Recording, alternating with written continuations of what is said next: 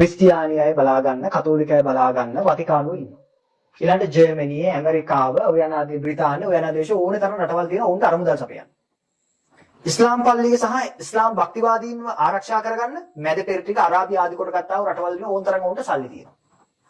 දෙමළ ජනතාව බලා ගන්න කොටි ඩයස්පෝරාව, ඉන්දියාව, කැනඩාව ආදී කොට ගත්තා වූ රටවල් ඉන්නවා දෙමළ ජනතාව බලා ගන්න. දැන් සිංහල බෞද්ධයව රකින්න ඉන්නේ කවුද? සිංහල බෞද්ධයව රකින්න වෙන කවුරුත් නැහැ, පිටින් කවුරුත් නැහැ. අපිට තියෙන එකම රට මේ රට. එහෙනම් මේ රටේ තියෙන ව්‍යවස්ථාවෙන් ප්‍රමුඛ ස්ථානයේ ලැබෙන්න ඕන බුද්ධ ශාසනයට. ඒක තමයි ලැබෙලා තියෙන්නේ. ඒක තමයි මේ කාලකන්ණි පිරිසක් එක්ක එකතු වෙලා ඉවත් කරන්න ඕනේ කියලා කියන්නේ. ඒකට තමයි අපේ මිනිස්සු ඡන්දෙ දුන්නේ. නිරාගමික ව්‍යවස්ථාවක් ගේනවා කියලා පැහැදිලිව සඳහන් කරලා තිබෙදී ඡන්දෙ දුන්නා. මම මේකෙන් කියන්නේ සජිත දන් දෙන්න කියලා. මට සජිතුත් එකයි, අනුරත් එකයි, රනිලුත් එකයි, රාජපක්ෂලත් එකයි. මොකද මේ හතර කොල්ලොම එහෙම නැත්නම් මේ එන හැමෝම ඉන්දියාවට, චීනෙට, ඇමරිකාවට ඕන විදිහට තමයි නටන්නේ. එහෙම නටන අය අපිට ඕන නැහැ. අපිට ඕනේ මේ මහ පොළොවේ භූමියේ සුවඳ හඳුනාගත්තා වූ අය. එතකොට සිංහලය රකින්න තියෙන්නේ මේ රටේ මිල මුදල් වලින් නම්. එහෙනම් ඒ සිංහලයා යැපුණු ඒ සිංහලයාගේ ආධ්‍යාත්මය ගොඩනගපු ඒ බුදුදහම ආරක්ෂා කරගන්න මේ රටේ මුදල් වලින් ප්‍රමුඛ ස්ථානයකින් වෙන්න ඕනද නැද්ද? ඕන.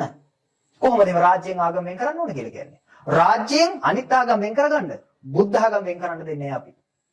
මේ රාජ්‍යයෙන් බුද්ධ ආගමේ අනුග්‍රහය නැති බව දැනදම තමයි මේ ජෙරම්ලා මේ සෙල්ලම කරන්නේ. ඒගොල්ලෝ දන්නවා දැන් ඉන්නේ නිරාගමික පාලනයක් තියෙන ආණ්ඩුවක්. ඔය බුදුන් වැන්දයි කියලා ඇති වෙන සතක් නෑනේ. අනුර කුමාර දේශානාගේ බුද්ධ ගායව කියලා බුදුන් වැන්දයි කියලා ඇති වෙන සතක් නෑ. ෂෝ. එහෙම ෂෝ නම් ඕනේ කෙනෙකුට දාන්න පුළුවන්. මහින්ද රාජපක්ෂ හොඳටම දැන්නේ.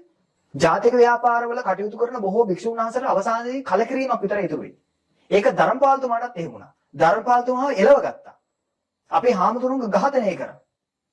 සෝම හාමුදුරුවන්ගේ ඝාතනය කරා. මරණයට පස්සේ ප්‍රසත්ති කියලා වැඩක් නැහැනේ. ඉන්න කාලේ වැඩපිළිවෙලක් ක්‍රියාත්මක කරන්න ශක්තිය දීලා ජාතියක් ශාසනයක් ඉස්සරහට යන අවශ්‍ය වැඩපිළිවෙල ක්‍රියාත්මක කරන්නේ නැත්තම් අපේ ඉන්න ශ්‍රම බලකා අපේ ඉන්න ස්විච්චයන් වැඩ කරන ශ්‍රම බලකාය වැඩ කරන්නේ පක්ෂ වලටනේ.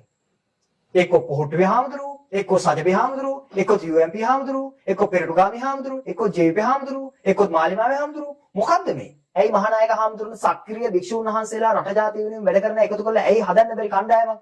දල්දා මාලිගාවට සල්ලි හම්බෙන්නේ නැද්ද? අනුරාධපුරයේ අටම ස්ථාන වලට සල්ලි හම්බෙන්නේ නැද්ද? ඒ වගේම තමයි කල්තොර බෝධියට මුදල් ලැබෙන්නේ නැද්ද? ශ්‍රීපාද ස්ථානෙට සල්ලි හම්බෙන්නේ නැද්ද? මේ තැන්වල ඉන්න මහානායක හාමුදුරුවෝ නායක නාහිමිපාණන්සලා මැදිහත් වෙලා අරමුදලක් හදන්න බැරිද මේ වැඩ කරන හාමුදුරුවන්ට? ඇයි බැරි බුද්ධ ශාසන අමාත්‍යවරයාව දැනුවත් කරලා බෞද්ධ කටයුතු කොමසාරිස්වරයාත් එක්කාසු කරන හරි සක්‍රීය වැඩපිළිවෙලකට යන්න. තරහ වෙන්න එපා හාමුදුරනේ මෙහෙම කොට මේව වෙන්නේ නැහැ. ඒ නිසායි අපි මෙහෙම කියන්නේ අපේ හිතේ වේදනාවක් තියෙනවා. අපි තරණ භික්ෂුන් වහන්සේලා විතර අපිට මේක පේනවා. උවදුර පේනවා. ව්‍යවස්ථාදායකයේ විදායකයේ අධිකරණයේ කියන මේ කුළුණු තුනම බෞද්ධයාට එරෙහිව කටයුතු කරනවා. සිංහල ජාතිය ගත්ත පස්සේ ගිහියෝ පක්ෂ සරණ ගිහිල්ලා ඉන්නේ. ගිහියෝ මේ වෙලාවේ තනිකර මාලිමාවේ නැගලා ඉන්නේ. එහෙම නැත්නම් පොහොට්ටුවේ නැගලා ඉන්නේ. එහෙම නැත්නම් අලියෙක පිට නැගලා ඉන්නේ. එහෙම නැත්නම් ටෙලිෆෝන් එකක් කරේ තියාගෙන ඉන්නේ. මොන පිස්සුවක්ද මේ කරන්නේ? අපිට අද දානේ හැම්මේ සිංහලයෝ ඉන්නේ හින්දා. අපිට වෙන අන්‍යාගමික වෙලා දාන දෙන්නේ නැහැ නේ අපේ හැමතුරුනේ. අපිට දාන දෙන්නේ බෞද්ධයෝ. අපිව රැක බලා ගන්න බෞද්ධයෝ. එහෙනම් මේ බෞද්ධ ජනතාව රැක බලා ගැනීමේ අයිතිය තියෙන අපිට. එතකොට මේ විදිහට සිවුරු අවබෝධතාව වෙන්න දෙන්න පුළුවන්ද? එක්කෙනෙක් ඇවිල්ලා බල්ලෙකු සිවුරක් පෙරවනවා, තව එකෙක් ඇවිල්ලා කුණු හරප කියනවා, තව එක්කෙනෙක් ඇවිල්ලා දී සෝමැදුරු දාගෙන ඉන්නවා, තව කෙනෙක් ඇවිල්ලා ජෙරම්ට ගිහිලා වදිනවා. මොකද්ද මේ කරන්නේ? සිවුරට උඩින් කෝට් දානවා. මහා විකාරයක් මේක. ඇයි අපේ භික්ෂුන් වහන්සේලා එකමුතු වෙන්න බැරි? මොකද්ද ප්‍රශ්නේ? කුල ප්‍රශ්නයක්ද? ජාති ප්‍රශ්නයක්ද? වර්ණ ප්‍රශ්නයක්ද?